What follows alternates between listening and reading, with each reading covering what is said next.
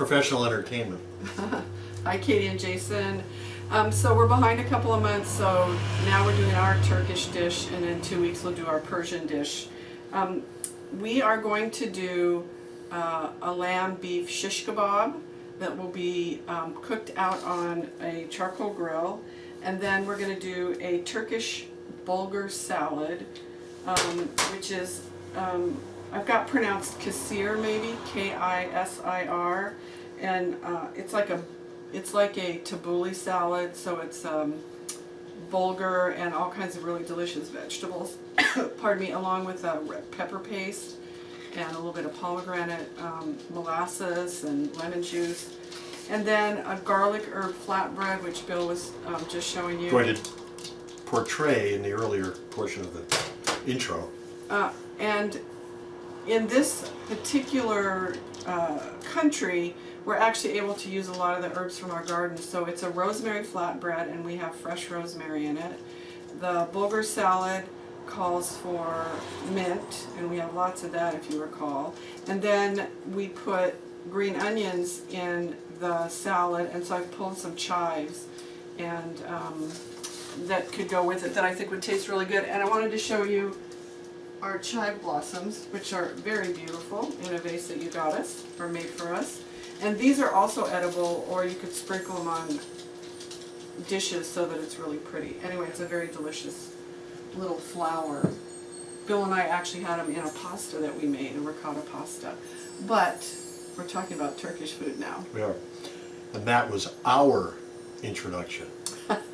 Well, you can say something too. Okay, I'm about to make the kebabs. I don't know if you can see in there, you probably can't.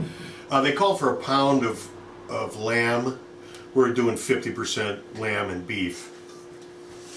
Also a small onion, 4 cloves of garlic,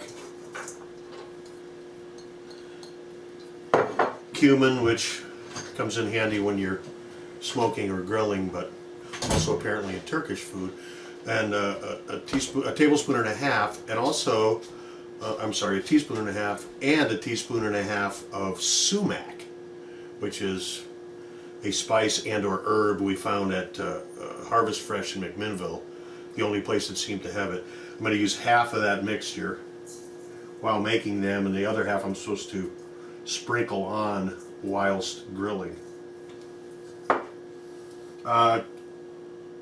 Quarter teaspoon salt, half teaspoon salt, quarter ground pepper, and called for a quarter teaspoon of ground pepper flakes, but somebody said doesn't care for red pepper, so I used a pinch.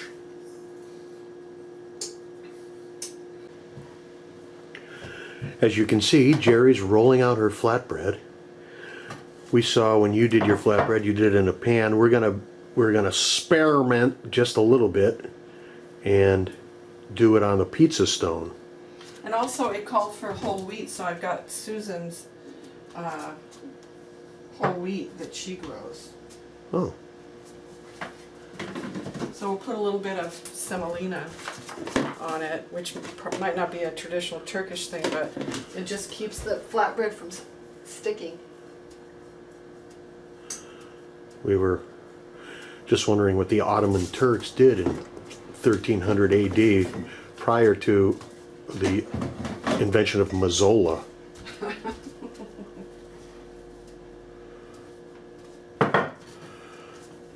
And I bet, unlike Jason, I'm not going to eat 4 of those.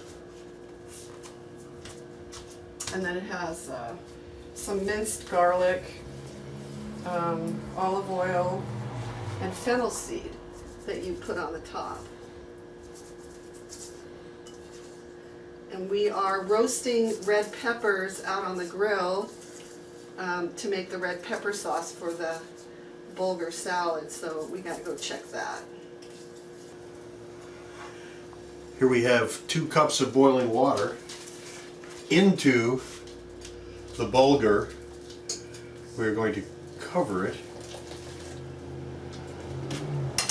with plastic and then wrap it in a towel.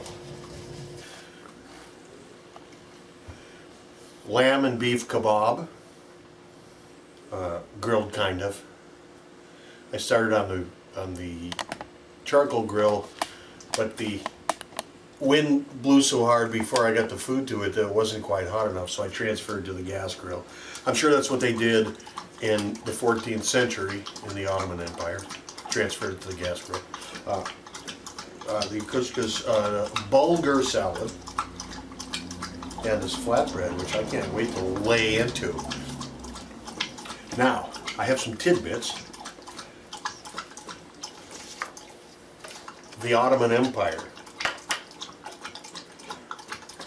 They defeated the Byzantine Empire in, when? That long ago, huh? 1299 AD. Then they ruled that area and parts of southern Europe until the early 20th century. And they were not defeated in that role until the end of World War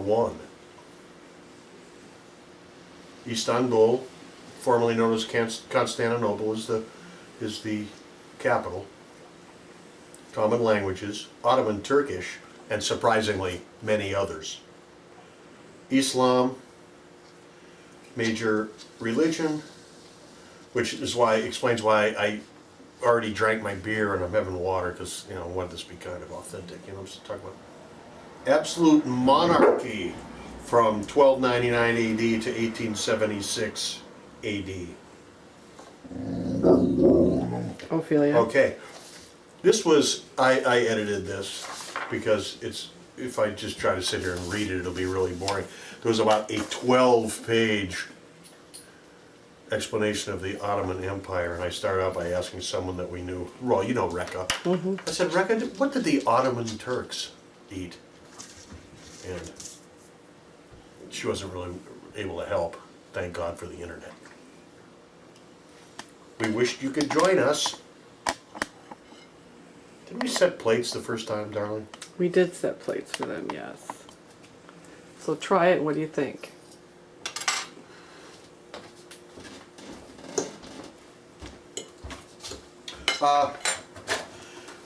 Take a taste. Just by its on its own. Mm-hmm. And then we'll go back and do a commentary.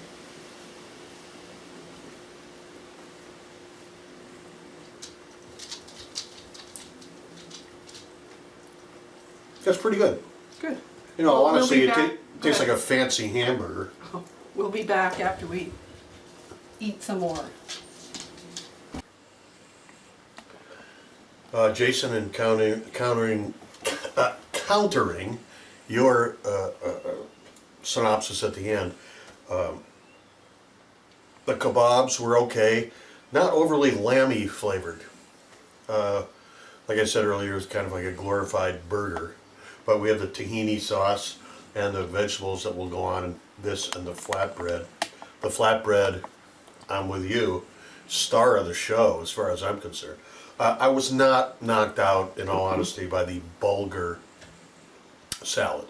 It had a pomegranate dressing, and it was too pomegranate-y. Is that a word, honey? No. Okay. Too sour for you? Yeah, too sour for me. So, all in all, it could be worked with. Just the bulgur and the vegetables could work with a different dressing, I think.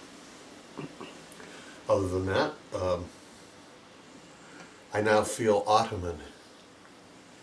Why do they call an Ottoman a couch, or vice versa? Bye, Bill. Good night, kids.